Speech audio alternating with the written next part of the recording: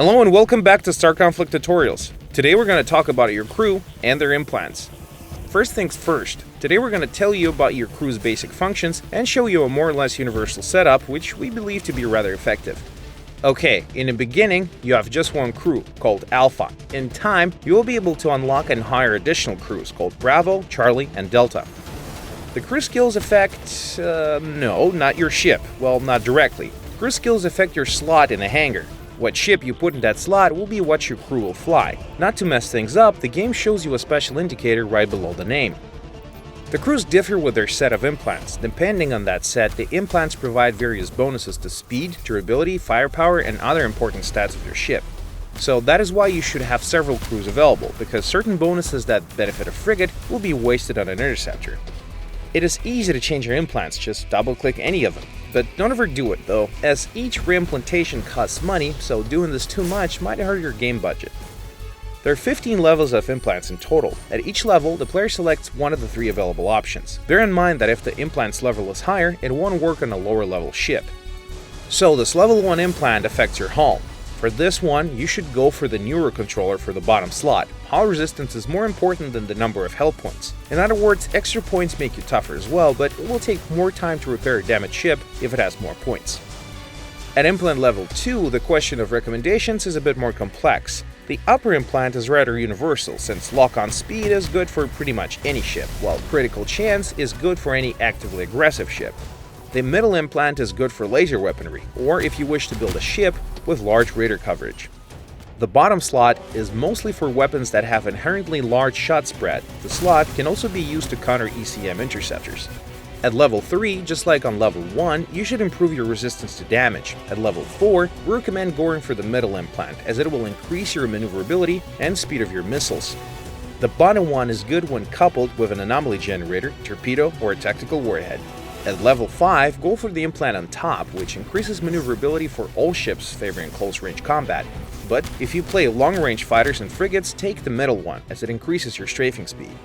At level 6, the most universal pick would be the bottom one, which increases your weapon projectile speed. The middle pick is good for ships with a higher chance of critical damage, such as gunship fighters and covert ops. At level 7, you should probably go for the middle implant that decreases afterburners' energy consumption, which effectively renders your afterburners almost infinite. The upper pick is best used by engineers whose skill power is heavily dependent on their energy reserve, while the bottom implant is best used by tacklers, which are already good with their afterburners. At level 8, the middle pick is the best, as it enables you to shake off slowing effects by using the universal module. If you play Jericho or Imperial fighters, go for the top implant. These ships aren't afraid of losing some speed, since they got none to lose anyhow. At level 9, if you play PvP, the choice is obvious. That is the top implant, which increases your resistance as soon as you're in someone's crosshairs. The more opponents target you, the higher your resistance boost will be, improving your chances when going up against a group of enemies. The middle pick is good for open space flights, as it improves your maximum speed, thus helping you cover more ground faster. At level 10, the choice is more difficult. The top and bottom implants are good for most ships, so make that pick yourself, deciding whether you should use modules more often or less often, but with a stronger effect. Let's just say that skill power is best improved for ships that use it constantly, such as aura of an engineer or a command fighter. At level 11, all ships should go for the bottom implant, which allows you to launch missiles more often. The middle one is good too, but keep in mind that along with increased rate of fire comes the increased overheating of your weapons. At level 12, the implants work only if your ship's current speed is twice below the max speed. In other words, all 3 are useless for any fast ship. The middle one is best used by engineers and command fighters, whose skills are heavily dependent on energy. The top pick is good for long-range ships that don't need to maneuver as much. At level 13, go for the top implant, as it speeds up cooldown for every assist or a kill. 5% might not sound like much, but many battles are decided in a split second. This implant is also good for PvE missions, where you constantly fight swarms of enemies, which translates to you using your skills way more often.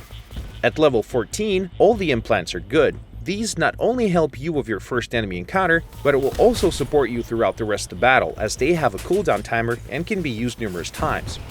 So pick whatever you like here, but remember that the middle implant will not allow you to use stealth if there are any recon micro detectors around, or if your ship is swarmed by spy bots. Finally, at the top level 15, you should probably decide for yourself, but remember that credit income and synergy works with all ships.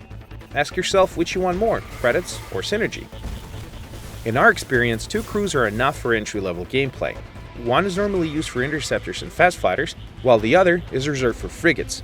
In time, you will require all 4 so that you can assign every ship with buffs it can benefit from the most. But in the beginning, you should be good with the set we'll have described in this video.